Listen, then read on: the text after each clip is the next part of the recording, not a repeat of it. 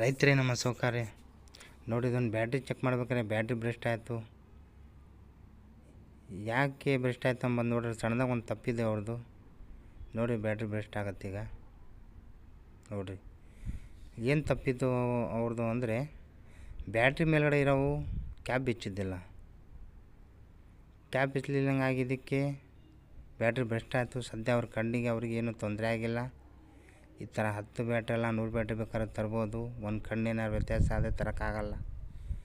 ತಪ್ಪೇನಪ್ಪ ಇದು ಅಂದರೆ ಬ್ಯಾಟ್ರಿ ಕ್ಯಾಪ್ಗಳು ಬಿಚ್ಚಿದ್ದಿಲ್ಲ ಮೇಲೆ. ಬ್ಯಾಟ್ರಿ ಕ್ಯಾಪ್ ಬಿಚ್ಚಲಿಲ್ಲಂಗೆ ಇದ್ದಿದ್ದಕ್ಕೆ ಬ್ಯಾಟ್ರಿ ಬ್ರೆಸ್ಟ್ ಆಯ್ತು. ಬ್ಯಾಟ್ರಿಯಲ್ಲಿ ಗ್ಯಾಸ್ ತುಂಬ್ಕೊಂಡಿರುತ್ತೆ. ಲೋಕಲ್ ಬ್ಯಾಟ್ರಿ ಆದರೂ ಬ್ರೆಸ್ಟ್ ಆಗುತ್ತೆ. ಒರಿಜಿನಲ್ ಬ್ಯಾಟ್ರಿ ಆದ್ರಾಗೆ ಗ್ಯಾಸ್ ತುಂಬ್ಕೊಂಡಿರುತ್ತೆ. ಕ್ಯಾಪ್ ಬಿಚ್ಚೇ ಚೆಕ್ ಮಾಡಬೇಕು. ಯಾವತ್ತು ಬ್ಯಾಟ್ರಿಯಲ್ಲಿ ಕರೆಂಟ್ ಐತಿ ಇಲ್ಲ ಅಂತ ಕ್ಯಾಪ್ ಬಿಚ್ಚಲಂಗೆ ಚೆಕ್ ಮಾಡಬಾರ್ದು.